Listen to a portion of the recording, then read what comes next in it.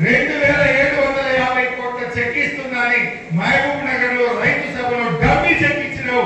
ఇయాటి వరకు ఆ డబ్బులు రైతుల ఖాతాలో జమ కాలేదు. ముఖ్యమంత్రి డబ్బి చెక్ ఇస్తారా? ముఖ్యమంత్రి డూప్లికేట్ చెక్ ఇస్తారా?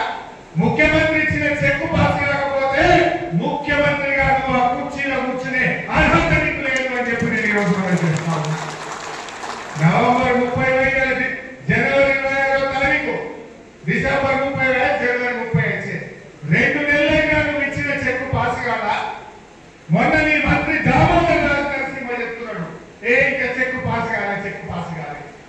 ఏదో ఊళ్ళో పోతే జనం నిలదీస్తే మీ ఊర్లో ఇంకా 123 మందికి రుణమాఫీ బాకీ ఉందని దామోదర్ రాజు నరసింహ చెప్తున్నాడు. ముఖ్యమంత్రి ఏమో రుణమాఫీ అయిపోయింది అంటాడు. నువ్వు ఇచ్చిన చెక్ ఏమో ఇంకా పాస్ కాదు. ఏ ఊరికి పోదాం ఖచ్చితంగా? ఏ ఊరికి పోదాం? మహబూబ్ నగర్ జిల్లా ఎక్కడ పోయినా లక్షలో రుణమాఫీ ఇంకా కాలేదు. 2 లక్షల లోపు ఇంకా మిగిలి ఉన్నారు. 2 లక్షల మీద ఒక్కరికి కూడా రుణమాఫీ చేయకుండా రైతుల ఉసురు పోసుకున్నాడు రేవంత్ రెడ్డి. ఇన్ని పచ్చి అబద్ధాలు. 21,000 కోట్లు ఇచ్చిన మాట్లాడండి. అలా నువ్వు ఇచ్చిన 2,750 కోట్ల చెక్ పాస్ అయితే కదా 21,000. ఆ చెక్కే పాస్ కాకపోయా, పాస్ కాని చెక్కులు కూడా కలిపి 21,000 కోట్ల రూపాయలు రుణమాఫీ చేసినని మాట్లాడు రేవంత్ రెడ్డికే చెల్లింది. ఆనాడు ప్రతిపక్షంలో ఉంటే అన్ని అబద్ధాలు, అబద్ధాల పునాదుల మీద అధికారంలో వచ్చిన కాంగ్రెస్ నేడు పరిపాలనలో కూడా అవే అబద్ధాల పరంపర కొనసాగిస్తున్నారు. చెక్కు పాస్ అయ్యాలని పైసలు ఇచ్చిన ముఖ్యమంత్రి. మరి 22,750 కోట్ల చెక్కు మహబూబ్ నగర్ నుంచి హైదరాబాద్ చేరలేదా? ఫైనాన్స్ డిపార్ట్మెంట్ కు చెక్కు ముట్టలేదా? ఫైనాన్స్ డిపార్ట్మెంట్ లో ఎందుకు చెక్కు పాస్ కాలేదు? ఇలా ముఖ్యమంత్రి సమాధానం చెప్పాలి. ఆ కుర్చీ పరువు ఇస్తుందో ముఖ్యమంత్రి చెక్ ఇచ్చిందంటే అది రాజ్యాంగం, ముఖ్యమంత్రి మాట వేదం. ముఖ్యమంత్రి చెక్ ఇస్తే తెల్లారి వరకు పైసలు జమ కావాలి. నువ్వు 2 నెలలైనా నీ చెక్ పాస్ కాదు.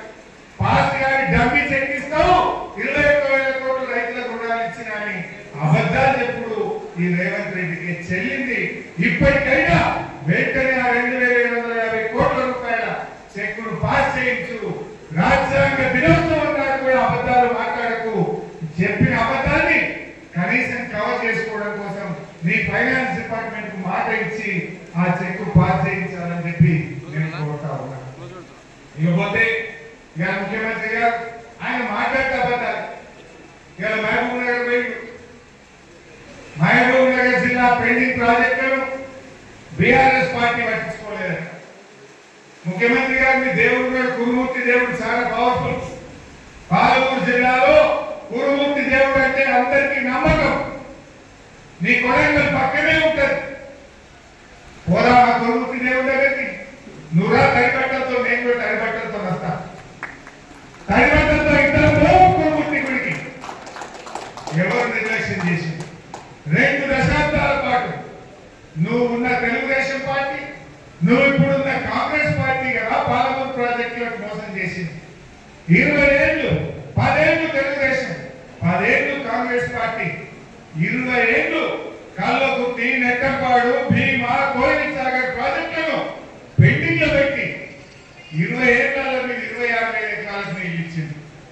కానీ కేసీఆర్ గారు ముఖ్యమంత్రి అయినాక వారి ఆదేశంతో నీళ్ల మంత్రిగా మహబూబ్ నగర్ జిల్లాలో రాత్రి పూట ప్రాజెక్టుల దగ్గరే పడుకొని రాత్రి పనిచేయించి 4,000 కోట్లు ఖర్చు పెట్టి 6,50,000 ఎకరాలకు పాలమూరు జిల్లాలో నీళ్లు బాధించింది బీఆర్ఎస్ పార్టీ.